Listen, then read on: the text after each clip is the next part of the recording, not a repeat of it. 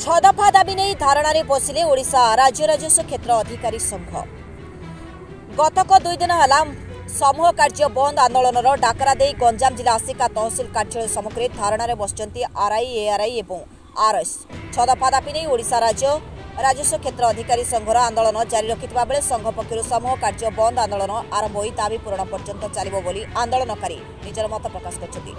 सेमानक दाबीगुड़िक मध्य प्रथमतः ओडीआरएस नियम 1983 आवश्यक संशोधन माध्यम राजस्व क्षेत्र कर्मचारी क्याडर पुनर्गठन, सहकारी राजस्व निरीक्षकों वेतन संरचन परवर्ती स्तर को यथा ओआरएसपी स्तर 90% राजस्व निरीक्षक पोस्ट पदोन्नति पोस्ट भाव में स्थिर कर।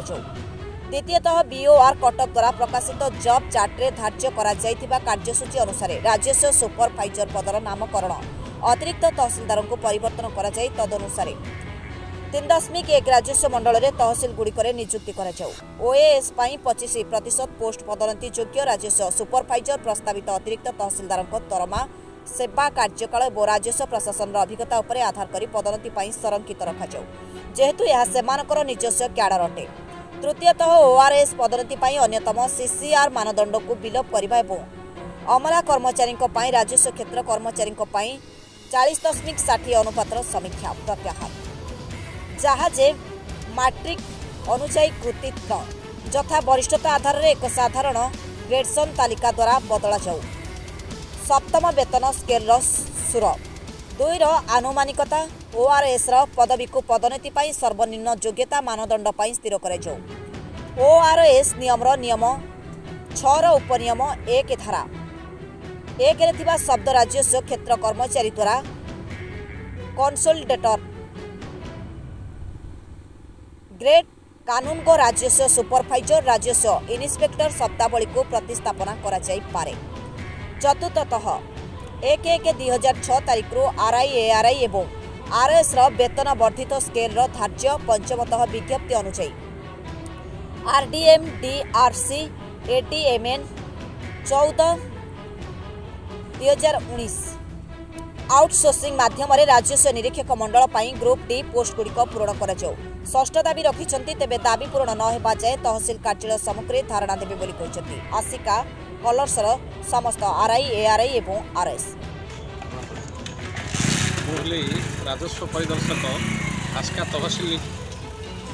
तहसिल आमर गतकाली ठारू आमर ओडिशा राज्य राजस्व क्षेत्र अधिकारी संघ को निष्पत्ति प्रकार आमर विभिन्न दाबी उपरे आम सरकार दृष्टि आकर्षण करूँ।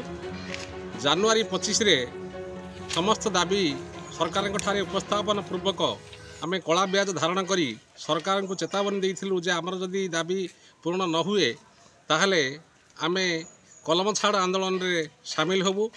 सरकार आमको 25 तारीख पर भुवनेश्वर डकई सरकारी स्तर में आलोचना होता एवं से आलोचना रे सरकार आमको दाबी पूरण पाई बोली प्रतिश्रुति देवा सत्वे से दाबी निर्धारित समय मध्य पूर्ण न करिया फल आमर राज्य संगठन निर्देश प्रकार 317 तहसिल समग्र ओडिशा रे वर्तमान समस्त राजस्व परिदर्शक समस्त राजस्व निरीक्षक एवं सहकारी राजस्व निरीक्षक जो संगठन रही ओडिशा राज्य राजस्व क्षेत्र अधिकारी संघ समस्ते मिलित भाव निज निजर तहसिल सामना धारणा बसिंट एवं कार्य बंद आंदोलन में सामिल होती।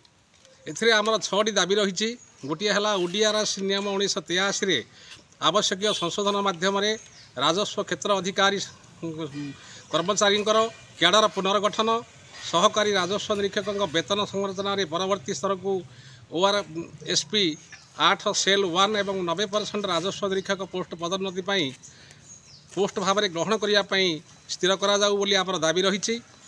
बोर्ड ऑफ रेवेन्यू कटक द्वारा प्रकाशित समस्त जॉब चार्ट प्रकार धार्य कार्यसूची अनुसार राजस्व सुपरवाइजर पदर नामकरण अतिरिक्त तहसिलदार को परिवर्तन करा 3:1 राजस्व मंडल प्रकार तहसिल गुड़िक नियुक्त करने आम द्वितीय दाबी रही। एवं से द्वितीय दाबी ओएस 25% पोस्ट पदोन्नति योग्य सुपरवाइजर मानकर प्रस्तावित अतिरिक्त तहसिलदार जहाँ कहुच्छी से दरमा सेवा कार्यकाल एवं राजस्व प्रशासन अभिज्ञता उपर आधार करी पदोन्नति पाई संरक्षित रखा जाऊ बोली आमर यह दाबी रही।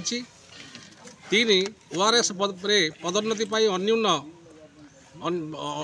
सीसीआर मानदंड को संपूर्ण विलोप करवा और सीसीआर थिबा फल ऑफिसर माने आमर सीसीआर देबे नाही जहाँ फल तार दंड आम भोग करुचु।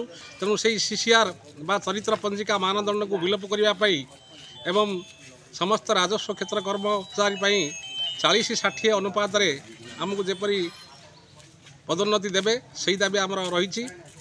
1/1/2006 रु आरआई एआरआई एवं रेवेन्यू सुपरवाइजर वेतन वर्धित स्केल धार्य कर चतुर्थ दाबी। विज्ञप्ति अनुजाई जोटा कि आमर 2020 राजस्व विभाग द्वारा होता आउटसोर्सिंग माध्यम राजस्व निरीक्षक मंडल ग्रुप डी पोस्ट गुड़िक संपूर्ण रूपे पूरण करने आमर पंचम दाबी एवं कार्यसूची आवश्यक परिवर्तन पर विभिन्न विभाग जो आम कम करुँ से विभाग आमको वंचित करी आमर निजस्व विभाग जपरी आम कार्यरत रहबू यथा कृषि विभाग काम आम करुँ क्रॉप काटिंग एक्सपेरिमेंट आम करुँ एमको बाद दे आमर न्याज्य दाबी पूरण करने सरकार आपण माध्यम आम उपस्थापन करुँ। आमर विश्वास सरकार ये समस्त दाबी ग्रहण करी ए संपूर्ण अणार्थिक दाबी होइथिबारु सरकार के पक्ष यह मानि नेबा आम आशा करुछु। जदि दाबी न पूरण हो आगामी पदक्षेप कौन रहिबो? आमे तो गतकाली 19 तारिख ठारू आम पूरा कार्यबंद आंदोलन करछु। सरकार जो पर्यंत एक दाबी आमर पूर्ण न करिसंती आमर आंदोलन जारी रहिबो। ब्यूरो रिपोर्ट संघर्ष टीवी।